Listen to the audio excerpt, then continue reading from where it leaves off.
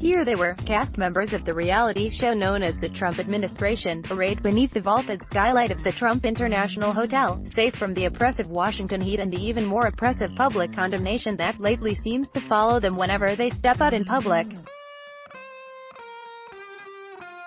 Sarah Huckabee Sanders, seen frequently sparring with reporters at White House press briefings, looked perfectly happy, because the enemies of the people squeezing through the thickening crowd were outnumbered and knew it, meekly clutching notebooks and drinks. Reign's preface bore no resemblance to the pallid chief of staff trying to impose order on a chaotic West Wing, desperate to keep Breitbart articles out of the president's hands. Even Sebastian Gorka, the one-time presidential advisor whose job consisted of offering grim warnings on Fox News about liberals and terrorists, relaxed his signature frown for the evening. Donald Trump Jr. showed up, though briefly. So did Kellyanne Conway, wearing a floral dress and the summery scent of alternative facts. The happy occasion was a decided un-Trumpian one, a book party. People read those before Twitter, and a few insist on reading them today.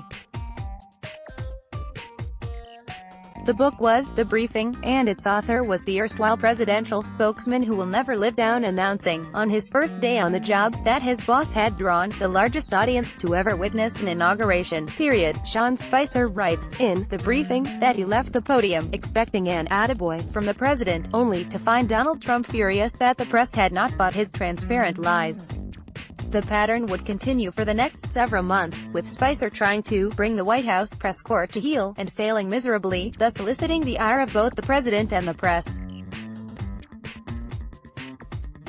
Although it was, as of Monday, ranked number 1,482 on Amazon, The Briefing is bound to be the most popular book ever, period.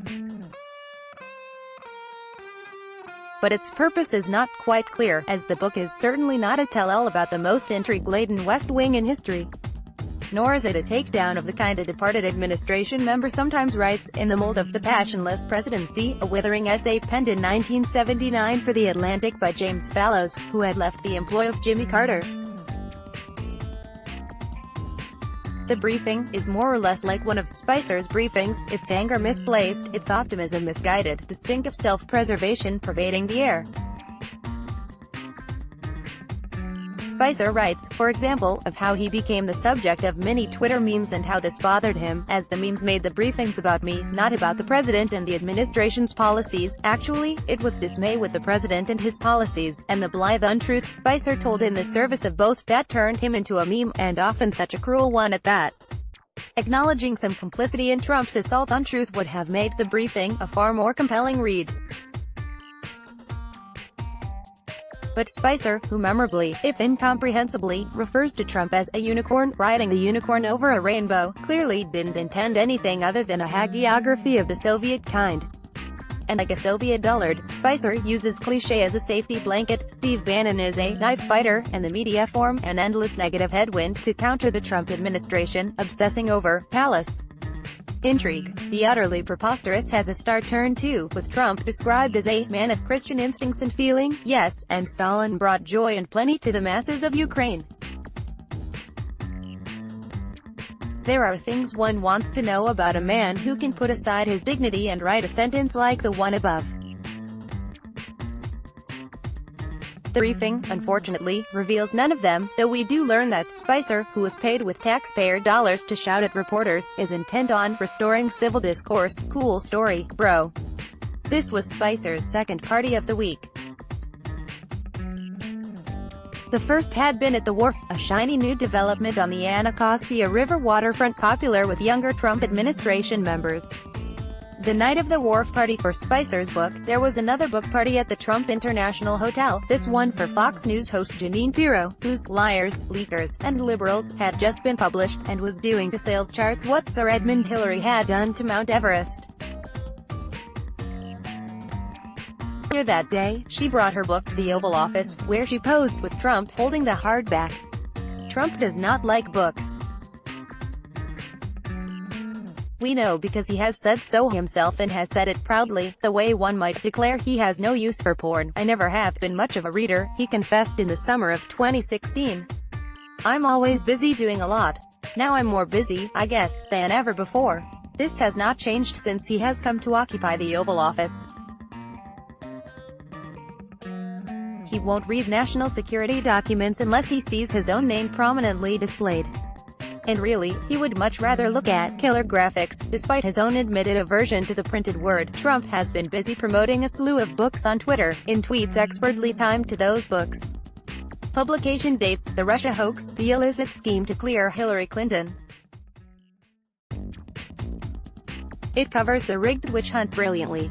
Congratulations, Greg Jarrett, Donald J. Trump, at Real Donald Trump, July 25, 2018. A friend of mine and a man who has truly seen politics and life as few others ever will, Sean Spicer, has written a great new book, The Briefing, Politics, the Press and the President. It is a story told with both heart and knowledge. Really good, go get it. Donald J. Trump, at Real Donald Trump, June 30, 2018. Our great Judge Jeanine Pirro is out with a new book, Liars, Leakers and Liberals, The Case Against the Anti-Trump Conspiracy, which is fantastic. Go get it. Donald J. Trump, at Real Donald Trump, June 22, 2018. Great book, just out by very successful businessman and Andy Puzda. Always known as somebody who knows how to win, Capitalist Comeback will be a big hit. Donald J. Trump, at Real Donald Trump, May 5, 2018. Terrific new book out by the wonderful Harris Faulkner, 9 Rules of Engagement. Harris shares lessons from a military family.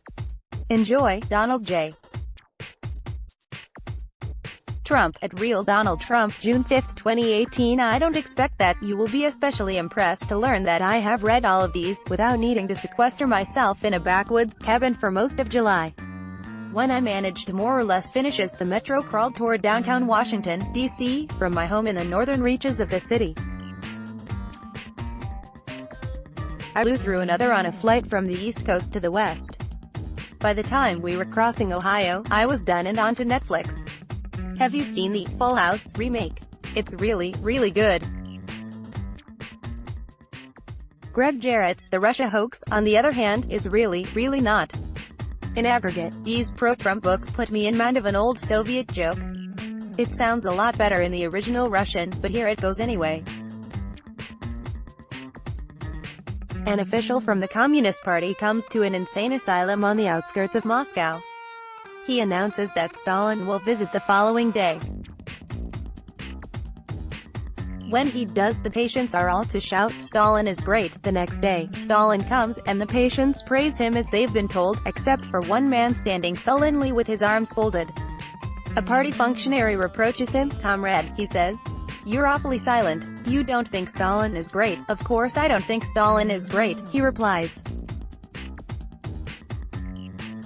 "I'm not insane, I'm just the janitor." These books are, in effect, dispatches from an asylum where the patients suffer from a collective delusion that Trump is a serious statesman genuinely concerned with the welfare of the American people, rather than self-enrichment and ego gratification, that his policies have led to an economic revival unrivaled in modern history, that his bellicose rhetoric has terrified Iran and North Korea into submission, that all of this would be readily apparent if not for the relentless efforts of the liberal media, the seditious Democrat, never Democratic Party and the deep state bureaucrats, who have mobilized all their resources, the op-ed page of the New York Times and MSNBC, though also vast swaths of observable reality, to derail his presidency.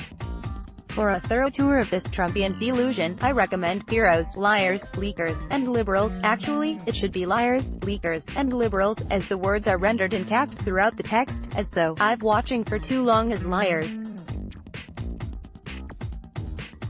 Leakers, and Liberals try to take what isn't theirs. It's best if you imagine Pirro saying this in the voice she uses on her Fox News program, which is to say in a nasal shout as soothing as a jackhammer. In order to reproduce that very effect, I listened to a portion of Liars, Leakers, and Liberals, an audiobook, narrated by the peerless Pirro herself.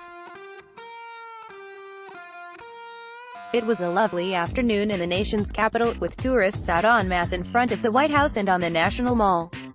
But there was Pirro whining in my ear about how we were all about to become serfs on the globalists' plantation, if Donald Trump's enemies, our enemies, were allowed to prevail. It was enough to make me think that I was running from armed rebels through some war-ravaged backwater, not ambling through the glorious epicenter of Western democracy.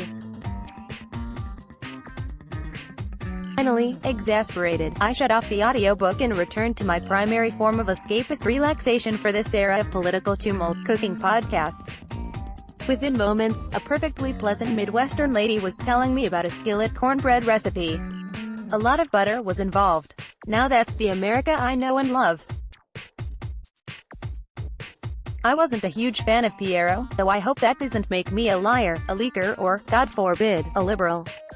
You, however, will definitely like Piero's book if you believe that Obama's administration was riddled with corruption, and that he left the nation teetering on the brink of socialism, and it was under his watch, apparently, that immigrants began driving around with the foreign flags of their home countries waving atop their vehicles. Obviously, you cannot have a nation where people are driving around with Jamaican or Croatian flags, Confederate flags. Piero says nothing about. Luckily, a savior came along. You'll never guess who that was. Take it away, Janine. Donald Trump arrived just in time, when our nation needed him most, when we needed to be protected and inspired. It's not that there weren't credible reasons that Trump won. And even those of us who disagree with most of his policies can find points of congruence, rare as those may be. But it does Trump no favors to say, as Piero does, that he is imbued with the moral vision of the framers of the Constitution. Tell me how Trump's policy on Syria is superior to Obama's, and I will hear you out. Compare Trump to Thomas Jefferson, and you deserve to be called a laughingstock. The same goes for the suggestion that Trump, easily the most secular president we've ever had, is a man of profound Christian faith. In The Faith of Donald J. Trump, a spiritual biography, David Brody and Scott Lamb make that very case, arguing that although Trump could be described as a pleasure seeker or a materialist, he has not lived apart from religion. No evidence is offered of Trump's abiding faith, but Brody and Lamb do point out that many other baby boomers have practiced their religion in fits and spurts and sometimes not at all. In other words, give the guy a break. Giving Trump a break is what Brody and Lamb do for several hundred pages. There is less insight into Trump in this book than in a single segment of Celebrity Apprentice, but The Faith of Donald J. Trump does say plenty about an evangelical right that sees Trump as a convenient if painfully imperfect means of achieving its cultural aims. Millions of Americans believed the election of President Trump represented God giving us another chance, Brody and Lamb write. Yes, our national redemption must have been on the mind of the gentleman wearing a "Trump that bitch" t-shirt at a campaign rally.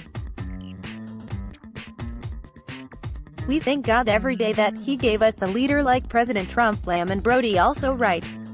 Well, sure, but maybe they should be thanking Vladimir Putin instead. That the Russians helped elect Trump is an indisputable fact. Their interference in the 2016 election, almost entirely meant to hurt Hillary Clinton, has been confirmed by the entirety of the American intelligence community, not exactly known as a bastion of liberal sentiment. Only don't tell Greg Jarrett, a Fox News host whose The Russia Hoax knew Trump lawyer Rudy Giuliani would do well to read before his next cable news appearance. The Russia Hoax is an exceptionally dreary book, like a Wikipedia entry written by a bot minimally acquainted with the English language, a Russian bot, if you will. It is packed with snore-summoning chapters, like the leakers committed a crime, not Flynn, and the even less thrilling, Sessions mistakenly recused himself from Russian investigation. Tell us more, Greg. Whisper sweet nothings in our ears as you read from, firing Comey was not obstruction of justice. And Mueller's appointment was invalid. So what did happen? According to Jarrett, powerful forces conspired to subvert the legal process. This is my own understanding of the hoax. In the summer of 2016, the liberal global elite became terrified at the prospect of a Trump presidency. Hillary Clinton and the president she hoped to succeed, Barack Obama, were summoned to the secret Swiss chalet of George Soros, the billionaire liberal philanthropist. Members of the media were also invited, with private jets whisking us away from our lavish Martha's Vineyard mansions. With Rachel Maddow and Don Lemon sitting at his side, and everyone eating tofu no-fry fries and speaking gamely in French, Soros devised a devious plan that would make it seem as if Trump invited Russian hackers to attack Clinton's campaign. Top Trump campaign officials, including his own son, met with Kremlin functionaries promising compromising information on Clinton. Trump advisors like Jeff Sessions and Lieutenant Gen. Mike Flynn had frequent contact with Russian Ambassador Sergei Kislyak during the campaign and the presidential transition, then lied about it. Trump advisor Roger Stone made overtures to the Russian hackers known as Guccifer 2.0. Trump, as president, has assiduously courted the friendship of Vladimir Putin while rarely saying a mean word about the Kremlin's top thug. Fake news, all of it, media malpractice, fueled by political bias and personal animus, but the kind Fox News definitely, positively, never, ever displayed toward the nation's first black president. Jared reproduces at length the emails between FBI agent Peter Strzok and bureau lawyer Lisa Page, who were having an affair during the presidential campaign and were no fans of Trump. He obsesses at length over Andrew McCabe, the deputy FBI director whose wife once received a campaign donation from Clinton associate Terry McAuliffe. And he impugns the motives of both former FBI Director James Comey and Special Counsel Robert Mueller. They are all venal, corrupt creatures of the deep state, whereas Trump is the selfless public servant whose only sin is wanting to do right by the American people. It should be a tip-off that Jared's acknowledgments thank Sean Hannity, a constant source of support who liked the notion of a book from the outset. Of course he did. Hannity is Trump's chief propagandist, using his primetime Fox News show to smear opponents of the president while glorifying Trump at every turn. Much like Hannity, Jared shows a puerile fascination with the Strzok-Page affair, even though it reveals nothing substantive about the FBI's handling of matters relating to either Clinton or Trump. And, again like Hannity, he indicts the media as co-conspirators in the plot to take down Trump. The media, he writes, assert political control by denigrating and vilifying, and therefore, deserves a good mugging. No need to mince words, Greg. You might as well just tell your readers to shoot a journalist or two, like they do in your beloved Russia. A fixation on the media unites all these Trump books. Andy Puzder's The Capitalist Comeback is a laughably premature celebration of Trump's economic policies, one that tries as quickly as possible to dispense with the indisputable fact that it was Obama who rescued the nation from the 2008 housing and banking crisis. Despite its purported theme, Puzder's book is rife with attacks on the left-leaning media, the increasingly progressive media, and the Democrats and their media allies. Puzder was supposed to be Trump's Secretary of Labor, but his nomination was withdrawn after Politico and others uncovered records of domestic abuse. The records were old, but credible. Puzder describes his ex-wife apologizing to him, in tears, for the media's unjust attacks on him. But if those attacks were so unjust, so wildly free of fact, then why did Puzder withdraw from consideration the day before his confirmation hearing, rather than confront the accusations in public? Puzder is also outraged that journalists would question, and sometimes criticize, quite harshly, Trump's policies, as if he were owed special deference by the Fourth Estate. No such deference was tendered to Obama, of course, least of all by Trump himself, who was a regular presence on Fox News, making unfounded insinuations about Obama's citizenship, not to mention his record as president. But that's all bygones, as is so much else.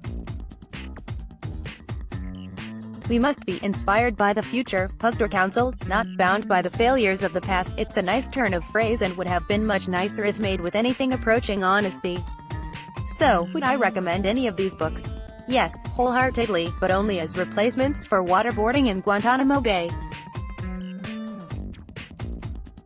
If they succeed in anything, it is less in bolstering Trump than in perverting the English language, which may be the best favor they can do Trump. It's no wonder that Piero, Spicer and company spend so much time attacking the media. The media wields words, and those words tend to be more accurate, more descriptive, more true, than the words Trump uses.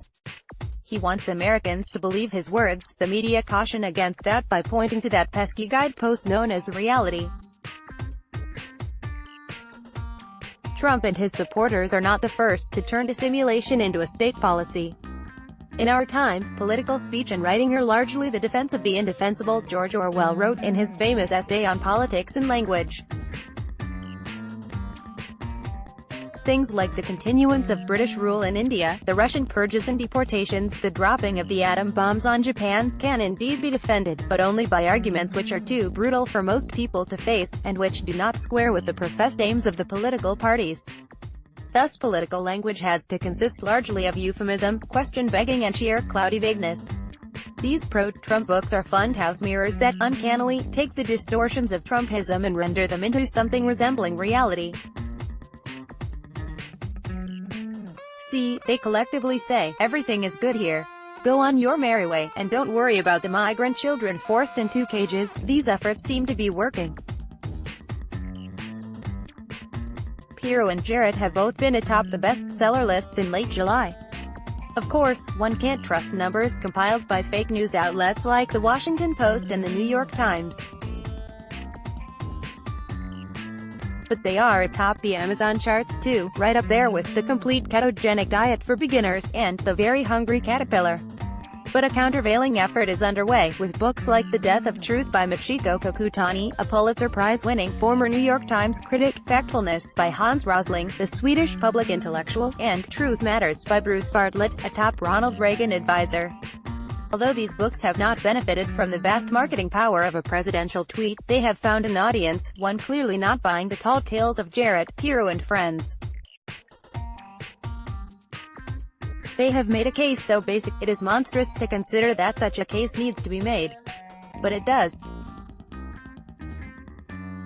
Don't join the book burners, Dwight Eisenhower advised in 1953, at a commencement address at Dartmouth College. It was the height of McCarthyism, and there was a Republican president criticizing, implicitly but clearly, those within his own party who allowed the red-baiting demagoguery to continue. Don't think you are going to conceal faults by concealing evidence that they ever existed, Eisenhower counseled. The book burners have gotten clever. Now, they are writing books of their own. Instead of concealing evidence, they have offered their own. Instead of eliminating facts, they have smothered them with fictions. __________. Read more from Yahoo News.